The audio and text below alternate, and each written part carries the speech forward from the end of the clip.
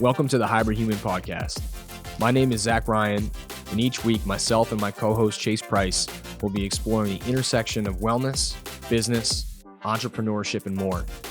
Get ready to learn, grow, and evolve with us on the Hybrid Human Podcast.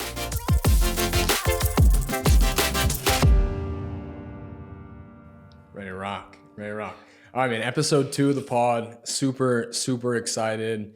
Really the episode today, we're going to dive into who Chase is, his come up, his journey, everything from relationships to fitness, to business, ultra marathons, super fast marathons, sub 245, things of that nature. So really excited. We're diving into his goals, his business. Like I said, all things, wellness, super excited. So Chase, thanks for the time, man. Yeah. Super excited to dive into it. We'll get you next week. I'm ready to rock. Next time by. Would love to. I'll be the victim this week. Would love to, man. Well, look, I know, the first episode, we kind of walked through an introduction to the podcast and really set the stage of what our goals are with this thing and who we are and kind of how we came together. But I would love, for you to introduce yourself more formally to, the audience that may be listening or watching, in your words, who is Chase Price? Yeah, never been asked that in that form before, but William Chase Price is my full name. I'm 29 years old. I am married for about 8 months now, and I have a dog, and I have a business. And that's, when people say, like, who are you? I like to say I'm a husband, I'm a dog dad, and I'm a business owner. I love it. That's kind of my 3-hit thing. Yeah, man, I would love for you to take us way back to the early days, middle school, high school, kind of as you're on your come up. I know we've talked off camera, hasn't always been this way. So we'd love in your words, to understand what the early days were like and kind of how you got here. Yeah, another loaded question. I'll probably start, for me, my journey started in middle school. I was bullied in middle school pretty heavily, like on the bus and after school. I just remember I didn't fit in. I didn't fit the mold for, coming up. It's like super cliquey. Middle school is kind of where it started, where kids start to get mean. And totally, you can kind of be singled out. And I kind of was, because I wasn't an athlete. I wasn't a nerd. I wasn't this. I wasn't that. I was just me. But that's fine later in life. But early on in life, people tend to gravitate towards these cliques, and I just wasn't really in one. So I remember, I had a difficult come up in middle school because of that. I was the middle child, so I have a younger brother and older sister, and my parents divorced when I was 2. So for me, that was never a problem, like having them divorced, because that's all I knew. Sure. Like I never knew them together, so it's not like I craved that or missed that. The trouble with that was being the middle child, and I was the oldest for my mom, and my dad had me and my brother, and then my sister's dad and my mom had her. So I was the oldest communicating with my dad, and they just couldn't communicate themselves. So I remember just always being in the middle. I was the middleman on the phone, like, dad said this, mom said this, and they're just screaming, like yelling all this, and they lived 8 hours away. So I remember, I had a great childhood, don't get me wrong, but I remember that experience being a defining moment for me coming up and being like, one, I never want to put my child through that, of being a middleman and not being able to communicate, even if, God forbid, me and Darian were to ever separate, being able to be adults and to communicate and not put that on a child. But two, it made me grow up fast because I had to be that kind of older brother, step up for my little brother, and just grow up a little bit and, become a man probably sooner than maybe naturally would have happened. But, I'm grateful for that time. I did grow up. I did mature probably faster than I would have otherwise. After middle school, I was moving around a lot at this time. I lived with my mom. She was a drug sales rep, so she was going up and down the East Coast, slinging drugs legally. Quick point of clarification. Yes. So started in Pennsylvania, then down to Richmond, Virginia, Baltimore, Maryland, eventually down to Greensboro, North Carolina. That's where I went to high school. And high school was fine, kind of the same thing. I never really fit in anywhere. I was kind of like, I had friends, but it wasn't like I was, again, a jock or, a musician or this or that. So funny that I say musician because I did pick up, as you know, I picked up music a little bit down the road. I just like found Fruity Loop Studios. And so I knew I had a creative streak in me. So in high school, I explored that a little bit. I would just sit in my studio, my room, and just make beats for hours and hours and hours, just kind of by myself, just do my thing, make beats. Um, for a long time, I thought that was going to be what I wanted to do with my life. It's funny because looking back, it makes so much sense. Just it was creative. It was my outlet that I had found at the time. I think if I would have stuck with it, I'd be the next like freaking Marshmallow or something. I probably should have, but I'm glad how everything worked out. But I'm not surprised that it was something creative like that because I've just always gravitated towards that. So yeah, high school kind of comes and goes. I'm not a standout in any capacity. I'm just kind of going through the motions. I'm doing my music. I dropped my mixtape. That's like my kind of coming out moment, which is cool, but then it like kind of blows over and goes by the wayside. My identity at this time is obviously the music, but also like I was the party kid. Like I always knew where the party was. If somebody was trying to go out at night, they would hit me up and be like, yo, what's going on tonight? And I took a lot of pride in that because I didn't have a thing. So that was what I gravitated towards. Like I'm the party kid. Now this is still high school? This is in high school. This is like junior, senior year of high school.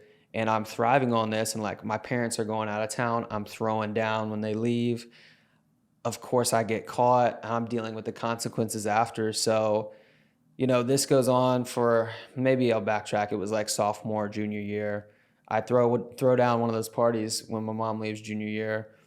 My stepdad and my mom are like, that's it. You're going to military school. So junior year, they sent me to military school. I went there for like a year. It sucked, but it's really what I needed at the time.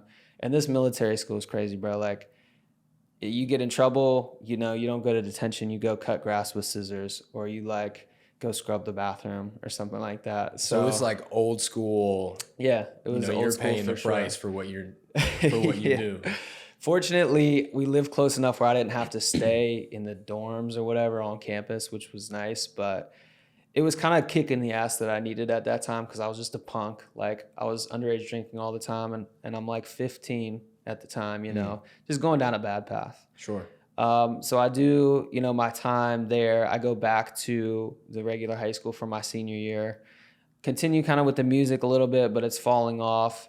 And then I have good grades. Like school was never really hard for me. I just didn't apply myself that much, but I really could get in, not anywhere, but I applied to ECU because that's where I wanted to go. I only applied to one school because I was like, I know I'm going to get into ECU.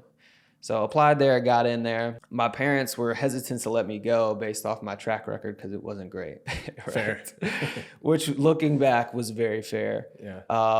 But freshman year comes, I move into the dorms at ECU. It's more of the same, man. Like just drinking, partying, like in ECU, every college is a party school, but ECU is, goes a little bit harder than some of the other traditional schools. So I was in that culture, for 4 years. I was in a fraternity. I did that whole thing. And pretty much I was just doing the same shit, man. Like I always knew I had a leadership streak in me. Like I knew there was greatness in me, but I would always fuck it up. Like, for example, I was president of my fraternity as a sophomore at ECU, but I kept getting in trouble for underage drinking on campus. I got kicked off campus. I got kicked out of my position because I would just shoot myself in the foot time and time again because of alcohol, pretty much. Just being immature. So I get kicked out of ECU for a semester my sophomore year, go to Pitt Community College, do my time there, come right back to ECU. Again, kind of same story. And finished like pretty strong. I mean, I was still doing the same shit, living for the weekends, really into just like, there's no other way to say it, just binge drinking, dude. Like, I was drinking to get drunk every time I'd go drink, right? And that happened, that was a streak I was on for like years and years. And so after that, because I got kicked out, I ended up taking a 5th year at ECU. So I take my 5th year, finally finish up with a victory lap, graduate in 2016. While I was there, I was majoring in entrepreneurship and business management. So I left out, my dad's an entrepreneur. He owns like some gas stations and some sit-go restaurants and stuff like that. Or excuse me, some sit-go gas stations and some Bojangles restaurants. So I kind of saw that from afar as I was growing up. I lived with my mom, but I would visit my dad sometimes, and I would see that, and I was like, dang, this whole entrepreneurship thing is pretty cool. And at the time at ECU, it was the first semester that had even had it as an opportunity to be a program that you could follow. So instantly went into that. But the weird thing was I got out of school and I'm like, well, shit, I have this entrepreneurship degree. Now I got to start something. But what am I going to start?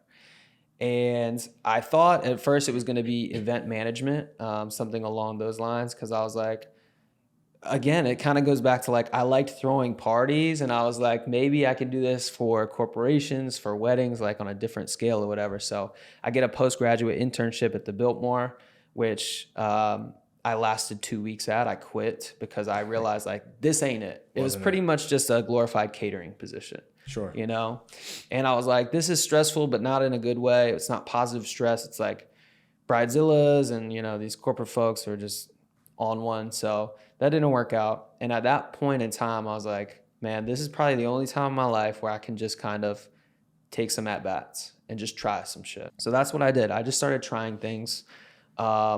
I tried to get into like a t-shirt company. It was like a fitted t-shirt company for like muscular people, which is a thing now. At the time, it wasn't a thing. Yeah. Looked into that.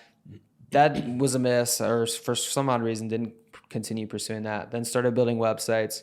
Got a client or two building websites. Then I was like, all right, websites need content. So I started picking up the camera and shooting content for the websites. I was like, websites also need videos. So I grabbed the GoPro and I started doing that. And that's when I was like, oh shit, I think I hit on something here with the video thing. I really liked that. So I leaned into that. And at this time, I'm still living in Asheville. I quit the job at the Biltmore, but I'm still in Asheville. And basically all I'm doing, I'm waking up at 5 every day. I'm going to the gym and then I'm coming back and I'm just working on my business at this time. And I have no idea what the fuck I'm doing, but just going for it. Yeah. Right. So that starts to pick up a little bit of traction with the website thing. So I'm doing a website, I'm doing a little bit of content, whatever. My lease runs out there. It was like a 3-month lease for the summer or whatever. So I moved back to my mom's place, which is in Emerald Isle, North Carolina, which was great for me because it was a super zen place. It was chill. It was a great place for me to like focus and try and build my business. So I go back home for a while. I'm getting a client here, a client there, building the portfolio. And this is primarily video because as I said, I have a knack for the video thing. And I decided to kind of take a leap of faith. I'm like, I can continue to build my portfolio this way, but it's going to take, you know, years and years of making next to nothing or whatever. So again, I had that mindset of like, this is my only time in my life where I can do something a little bit crazy and there's minimal consequences because I'm not tied down too much, right? So one day I'm looking at these digital nomad websites or whatever, and I'm like, fuck it. I bought a one-way ticket to Vietnam. And I picked Vietnam because Vietnam was the cheapest place that I could find. You can basically live on like $3 USD a day. So I didn't have much money. I had I think I had $1,500 saved and I had a credit card. So I was like, if shit hits the fan, I'll be all right. Yeah. I'll figure it out. Yeah. So I buy my $500 ticket to Vietnam and I go. And my plan is to spend a month at each location in Southeast Asia. So I'm like, I'll go to Vietnam, I'll go to Bali, I'll go to Thailand, I'll do all this stuff and just stay for like a $400 a month Airbnb or hostel or whatever it is. So that's what I do. I go to Vietnam. I'm like right in the heart of Da Nang, Vietnam. And there's days when I don't see a white person like anywhere, like for days at a time. And I wasn't quite expecting that. I thought, and the language barrier was another thing. I was like, people speak English. I'll be fine. You know, they don't speak English there. Like worse than you thought. Yeah, much worse than I thought. The language barrier was just, it was huge. So now was this, sorry to interrupt you. Yeah, no. Was this experience, I'll call it, due to you wanting to go down like a travel videography path? Or was it just, hey, I've been picking up a camera, like I'm good with it now. Yeah. I'm practicing. Let me go take cool and interesting videos and pictures of a different place outside of, Yeah. the Southeast US? That's a great question. I was very influenced by some of these vloggers at the time. I don't know if you've ever heard of like Sam Colder. Sure. Um, Yeah. there was a couple of these guys that were just killing it, and they were seemingly like traveling the world, doing deals with hotels and stuff, and traveling for free and like making good money doing this. And I was like, that's what I want. I want something like that. And if I don't land that, I'll just figure it out along the way. Yeah. And so I was vlogging. I was doing travel vlogs at the time. Looking back at the vlogs, like they're so freaking cringy, but I thought I was such a good editor at the time, which is funny. But That's how it goes though. that's how it goes. That's how it 10,000 goes. hours, right? Yes, 100%. And so I was just getting those reps in. I mean, I was getting jobs, but I wasn't really making money. I was getting by. I was breaking even. I was putting a little bit on the credit card at the time, But I was like, man, I'm really kind of living a dream here, kind of doing this, being able to travel by myself.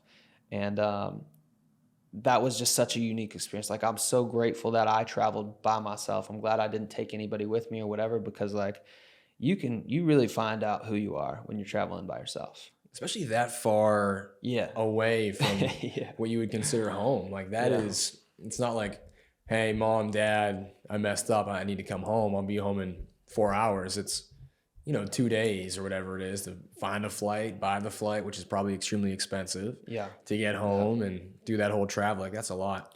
And you said a lot in your intro, and I appreciate the rundown. I kind of want to back up a little bit. Sure. So middle school, high school, kind of growing up, you mentioned like the whole bullying thing and, the pressure, I'll call it, of, your parents kind of being apart and growing up in that world and being the middleman for communication and finding your outlet at first, not creatively, but through partying. So kind of walk me through that. Have you had like a chance to reflect back on, this was my outlet, I was the party guy? Was it something that you just enjoyed doing, or was it more of like, I got craziness over here, let me just go do my thing over here? I definitely enjoyed it. Like, I lived for it. It was fun, but also it goes back to that thing of like, that's my identity. I clung to that because that was who I wanted to be known as. Yeah. To me, that was cool. That was like, people were hitting me up because I'm in the know and like, I want to chill with I was like one of the cool kids. That's how I worked my way into the group at the time. It sounds so juvenile saying that now, 15 years later, but at the time, that's how I was thinking, right? This is my way into to hang out with these cool kids at these parties or whatever. So, Which, by the way, like, who classifies who is, a cool, looking back on it, Right. It's just like a cliche, right. kind of funny thing to think about, but it's a real thing for anybody who's kind of going through those, I'll call it, young age, grades of like middle school to high school. It's a real thing. Yes. Super 100%. interesting to look back on. Yeah. Yeah, 100%. So it was definitely tied to who I was at the time. And so I leaned into that. And then I also leaned into the creativity, just again, like looking for identity really, and found it there. So would you say, from a creative perspective, I know you were like, hey, I'm going to try this event planning. It's not it. I'm going to try this videography thing. Was there a point where you were like, maybe this isn't it? Or the whole time you're like, I'm confident in my skills, my abilities. Like, I know if I put in my 10,000 hours, eventually one of these will pop off and I'll start a business and I'll grow clientele. And Yeah. like, was there ever any, I guess, self-doubt in the fact that I'm going to be an entrepreneur and I'm going to grow this business based off your entrepreneurship degree and, your experience in school? Yeah, there was plenty of moments of doubt throughout the journey. There was never a time where I thought this isn't going to work. You know what I mean? Like, there was times that were really freaking hard. I mean, I remember, dude, I didn't really start being successful and like having a thriving, profitable business for like, it took almost 2 years. I mean, I was breaking even. I would make a little bit of money here, but like I'm traveling, and so I'm losing it. Pretty quickly. It's going out as fast as it's coming in, and even faster. So basically, I take my hiatus. I travel for a year, right? I come back home and I'm like, I'm not moving back in with my mom. I want to pick a spot and like set up a little production company. I want to start my company. I want to pick a spot, on the map and go. So I ended up kind of by chance just picking Charlotte. I had a couple connections at ECU. who had moved out here. I knew a couple buddies, and I was like, that's probably a good place to start. It seems like a thriving place. This is like late 2017, early 2018. I did the same thing I did when I was traveling abroad. I was like, all right, let me just scoop at Airbnb for like a month at a time at these different neighborhoods, see what I like, see where I want to live, that sort of thing. So, bro, I actually drove by the place that I moved into a couple of months ago. I drove by it, and this was like a duplex, but like, so, you know, a duplex is like one story duplex. We were on one side of it. I didn't even rent out the one side. I rented out a room in the one side. The owner lived in the back room. I lived in the front room. We shared the kitchen. I think I paid like $700 a month or something like that. I love it. Yeah, it was a humbling moment going by. I took a picture of it the other day. But what I was getting at was, I remember coming back, and at that time, like, one of my buddies was like, hey, let's go to the Hornets game, and I got tickets. You just buy the beers or whatever. And I remember, man, I had like $150 in my bank account, like business and personal. Like, at that time, I didn't separate the two. They were one and the same. Yeah. And I remember being so embarrassed to tell him, like, I didn't want to tell him that I didn't want to go to the game because I didn't want to buy $10 beers at the game because the shit's expensive. Totally. And I was like, that's going to deplete me, you know. We ended up going. I bought like, you know, I think I spent like $40. I was down to like $110, which is crazy, man. And then that was like pretty much the lowest I ever been, because I was like, man, I just traveled. I just spent this year building my portfolio. I'm supposed to come to this city and just start thriving and finding clients and doing this and that because I have a vast portfolio now. I've been all over the world. And I was just so defeated because I was like, dude, this is just not what I thought it was going to be. I don't know where I'm going to make my next paycheck. I remember signing up for Lyft because I was like, fuck, I got to live. I got to be able to find my next, you know, pay for my next meal or whatever. Yeah. Never ended up having to drive for Lyft, fortunately. But I think the next week I got a job, and it was like a 3K job or something like that, because it was like a 3-day job or whatever. I was charging like $1,000 a day, something like that. And thank God I got that one, because after that, I mean, things started to snowball. Like, things started to work out for me. But I think, man, like, everybody has that bottom of the barrel moment before things turn. But it's those moments where you have to dig deep and, you know, kind of realize, like, I'm going to figure this out one way or another. So when you say, like, did you ever think it wasn't going to work? No, even then, like, I knew it was going to work. I was like, I'm going to have to drive Lyft for a while and figure this shit out, but it's still going to work. I'm not going to get a job. I'm going to make my livelihood and my career what I want it to be. Totally. You know? And so that was like my bottom of the barrel moment when I was down to like $110 after I bought some game day beers. I love it. And it's funny you say that, because we kind of talked about it the other day, but it's almost having that blind faith and that, you know, cautious optimism that, hey, what I'm doing, if I keep doing it, eventually things will compound. I'll get 1% better at my craft or at my business or whatever it may be, and it will work out. Yeah. And I think that's really important for a lot of people to hear, especially those in the entrepreneurial space. So, okay, you started landing jobs, started making some money. When did you meet Cody? When did the business kind of come together? Walk me through that. So the business starts doing, I wouldn't say it's doing well. I'm just getting a little bit of traction. So I'm in a new city. I'm just a solo videographer at the time. So I'm getting one job, getting one job. But you do good work. People recommend you, whatever. So get a couple jobs, kind of go this route for, you know, two years or so, just doing the solo videographer thing. And then I meet Cody, who is my now business partner. So I had the video background. He had the photo background. We had a bunch of mutual clients. We just kind of hit it off. Like, I had a baby podcast back in the day where I would talk to local business owners and just creative people who I found interesting in Charlotte. He was my first ever guest on my podcast. That's funny. And we were definitely not business partners at the time. I just thought he was a good photographer, so I just interviewed him. So that's how you met? Is just through the pod? Or? We met through my now wife, my girlfriend at the time. He was shooting a little bit with the Carolina Panthers. She was a top cat, a cheerleader at the Panthers, so that's how they connected. And then she's like, you got to meet my husband or my boyfriend. He does video, you do photo. So we linked up, had a meeting, and I was like, come on the pod, dude. Let's actually like have a conversation.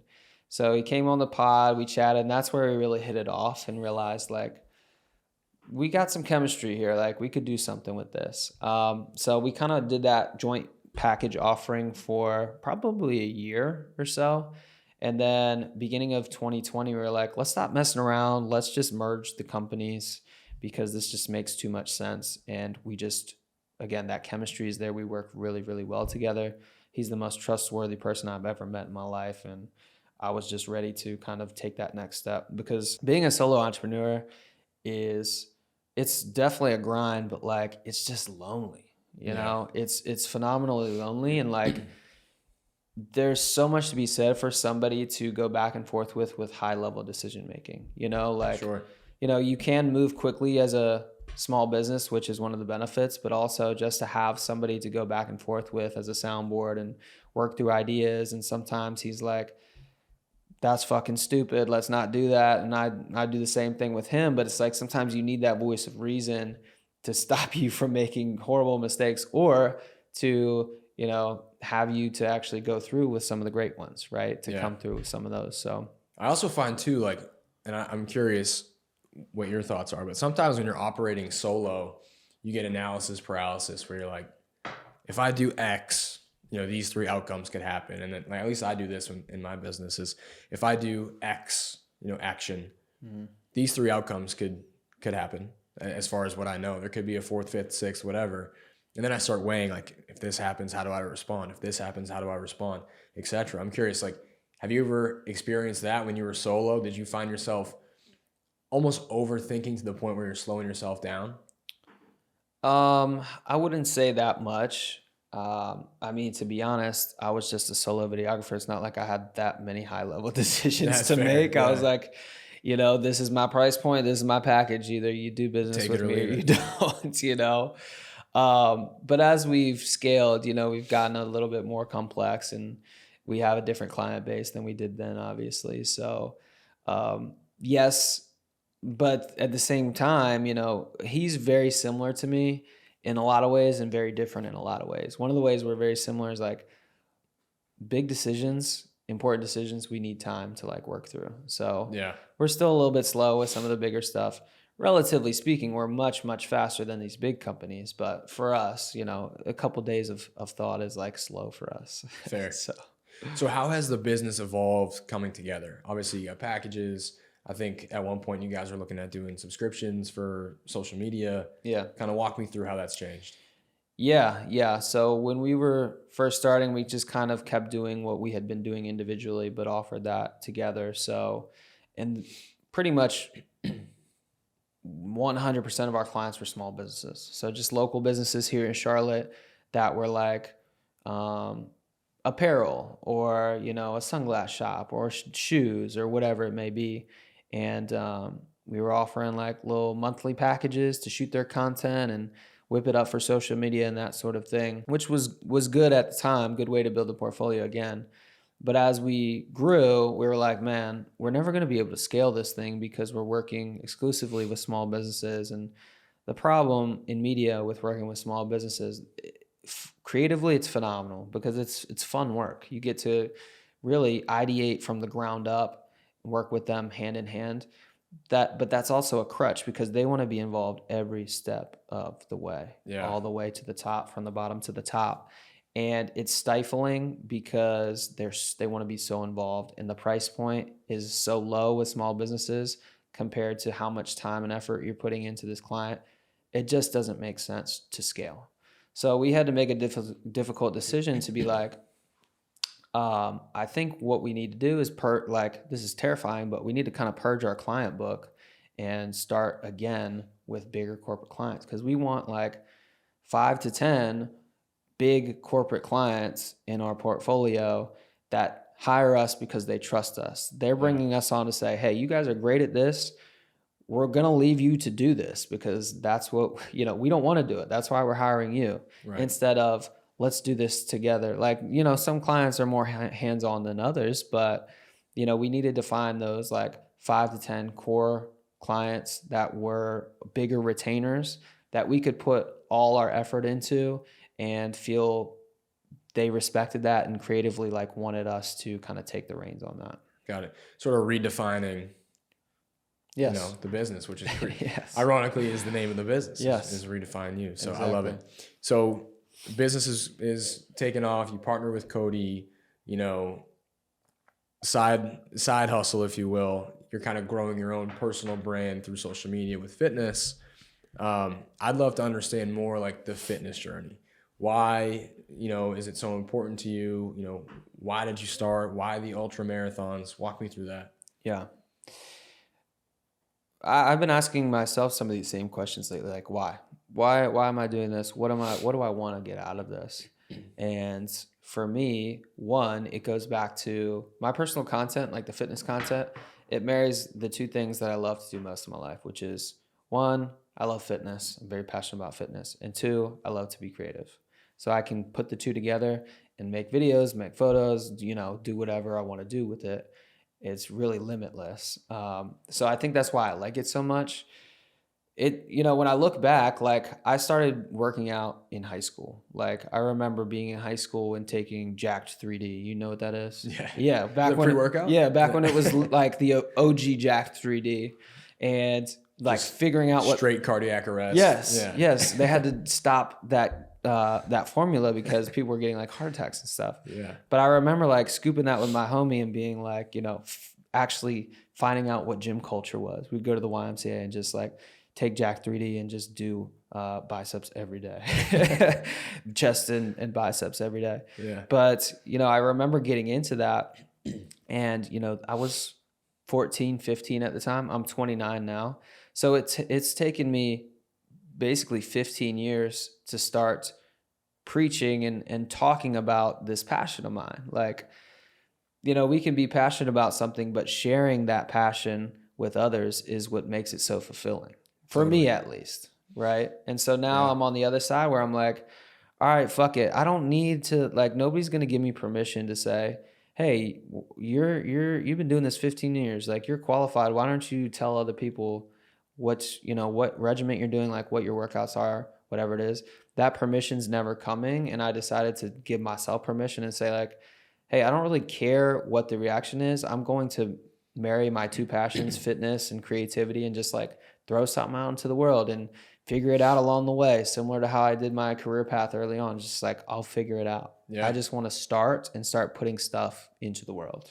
Yeah. I love it. Because you don't necessarily care, you know, what other people are saying. It's just, hey, this makes me happy. This makes me feel good. Yeah. And for me, I can justify what I'm throwing up pretty easily because I'm like, one, it's important to me and it matters to me. So it's going to probably matter to somebody else. And two, I've spent the last 6, 7 years just creating, like making shit. Yeah. So I know it's probably going to look pretty good. And, you know, my pretty good is probably heaps and bounds over somebody else's just okay that they're putting up with their editing with their phone and they're using CapCut and whatever. So I'm like, I'm not ever going to get into my head about quality because I know the quality is going to be good and it matters to me. So why else would I be nervous to throw something up? Yeah. You know? Honestly, I find, you know, a lot of your stuff like motivational and inspiring, especially for people who are just starting out. We're similar, I guess, from a time perspective. We're similar in, you know, the running game and the endurance game. But, you know, a lot of your stuff is motivational and inspirational. And I think people who are just starting out like, hey, I want to run 3 miles. I want to train for a 5K.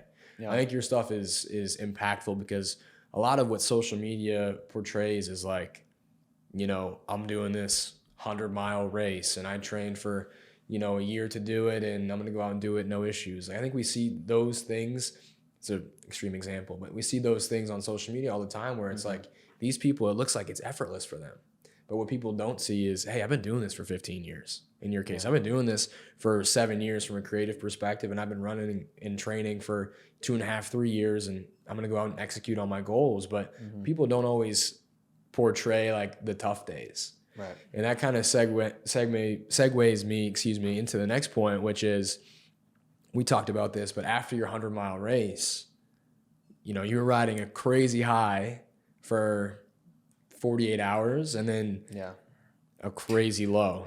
So Crazy low. walk me through, Yeah. the peak, because I want to hear the peak, feeling and experience, but walk me through the valley as well, because I remember seeing texts from you like, man, I'm hurting, I'm Yeah. sore, but it wasn't just physical, it was a lot more, and I think it's really interesting to dive into.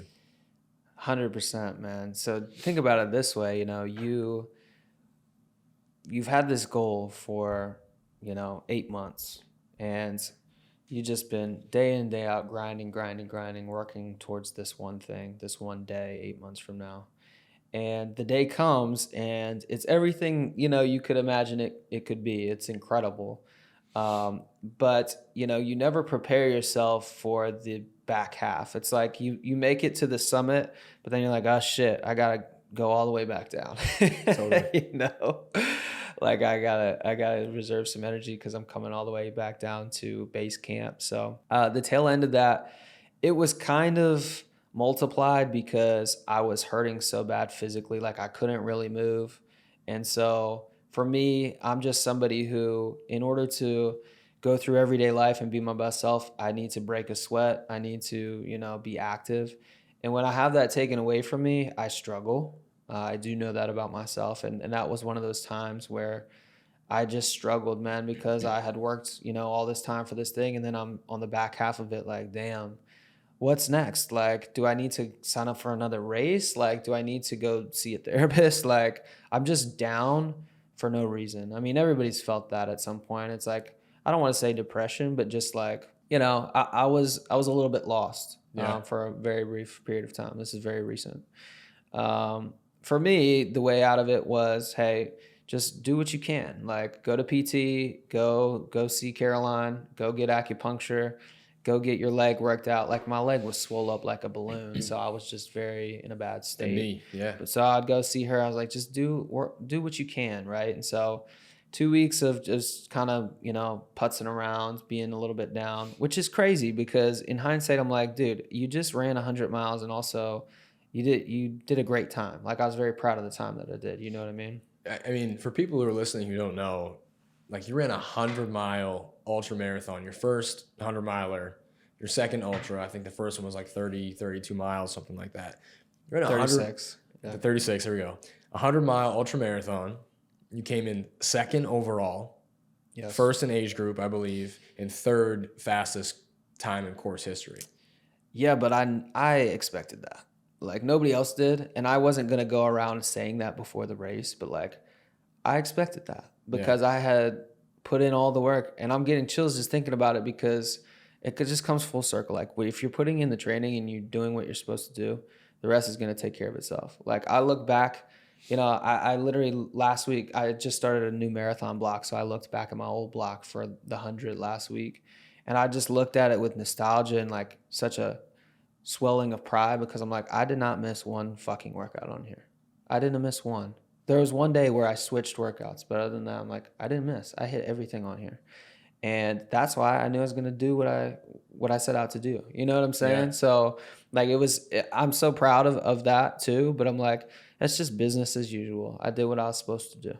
Yeah, I love it. And I think it's one of those things where it's not necessarily, and we talked about this, it's more the journey than the destination. And that's sort of a overused, overplayed saying, but it's not necessarily the race that you're proud of, in my opinion.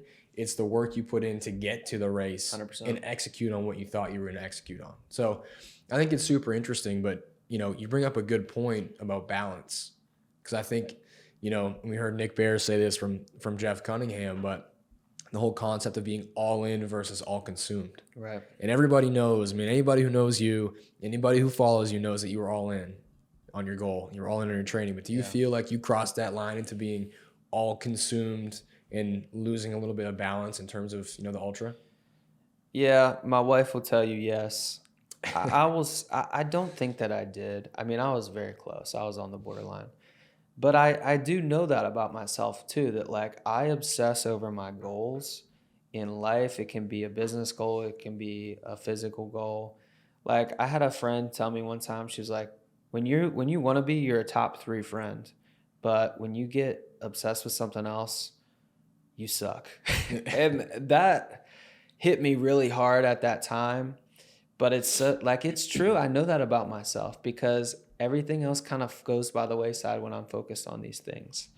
And that was a hard thing that I had to, just accept. And it also makes me realize, like, hey, for those people that are important to you, like, you got to step up, man. You can't let these other things, like, yes, you're going to continue to pursue these things, but you can't let them get in the way of like life. So be there for the important times, like prioritize those people. Like, you don't have to have a ton of people, but have your 5 to 10 core people that you will literally do anything for.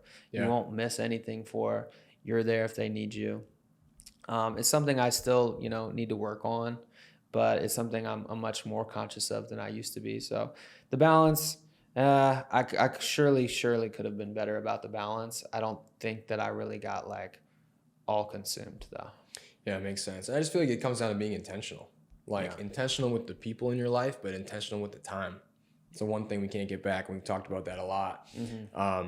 So as it relates to fitness, like what's the next goal? I know you got the marathon that you're prepping for, but another ultra as well. Yeah, right now. So I just started on Monday, I started my new training block for a marathon, which I'm very excited about. Which marathon again?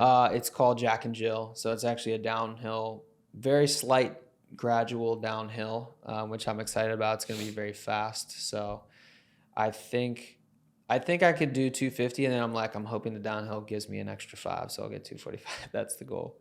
I love it. So that, I mean, the last month, like after I was able to move around and I could walk without like looking like, a drug addict looking like you ran 100 miles. Yes, which took 2 weeks. I remember like from the day of the race, actually maybe 2.5 weeks. But from that point on, I just got back into lifting.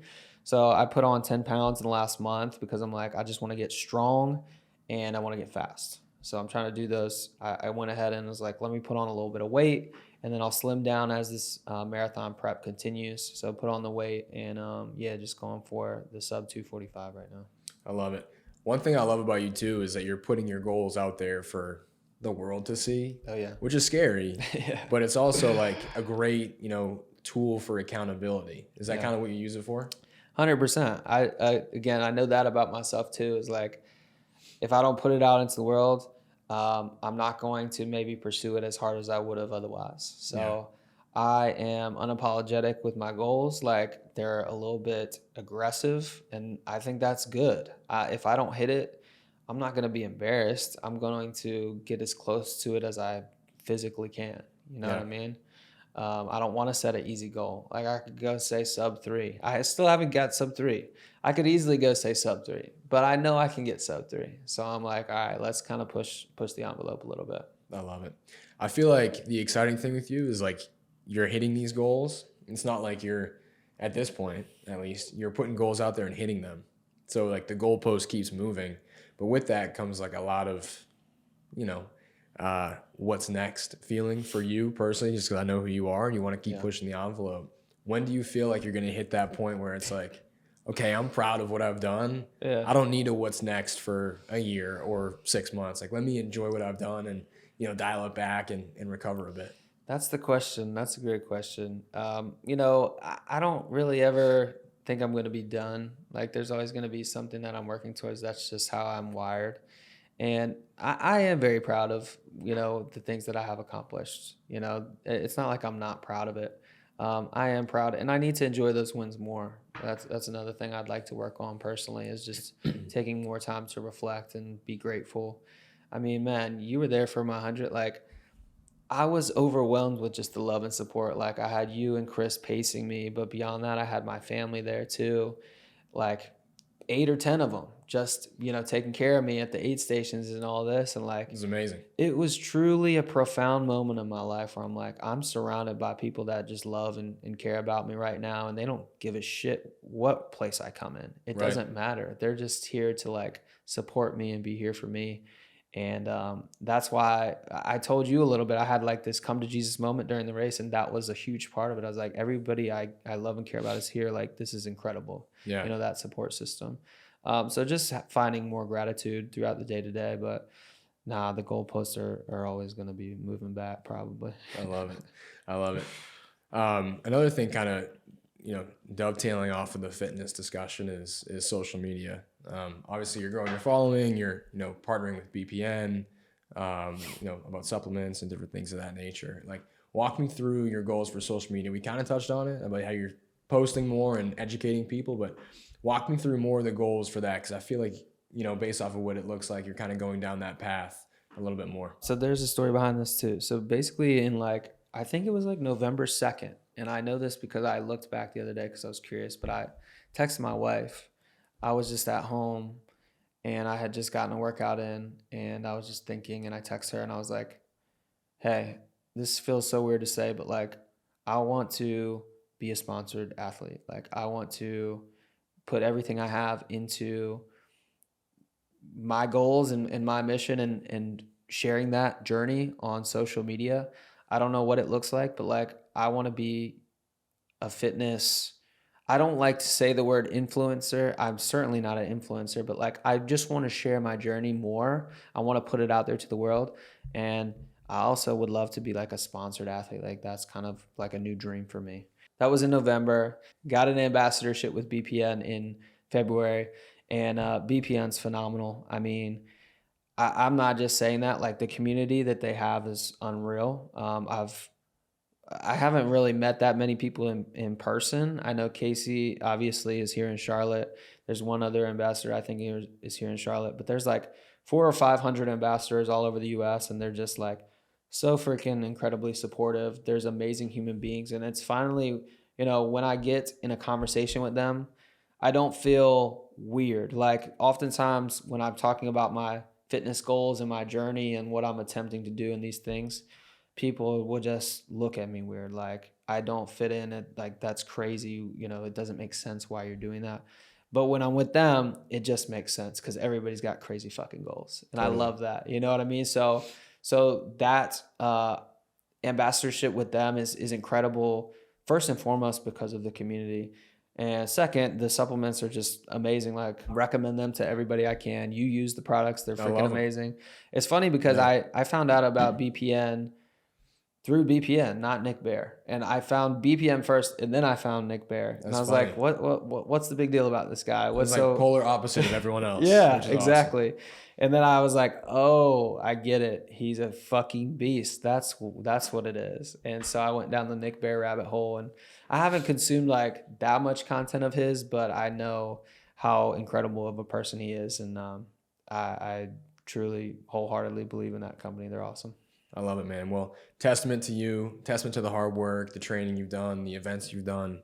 You crushed it. I appreciate, the last hour or so chopping it up as always. Yes, I appreciate it, man. And I'm excited to see what's next for you. Yeah, thanks. That was some great questions. Got real inquisitive there. So I was prepping for you, man. I was prepping. So I'm going to throw some doozies at you next week. I'm ready. We'll get to you.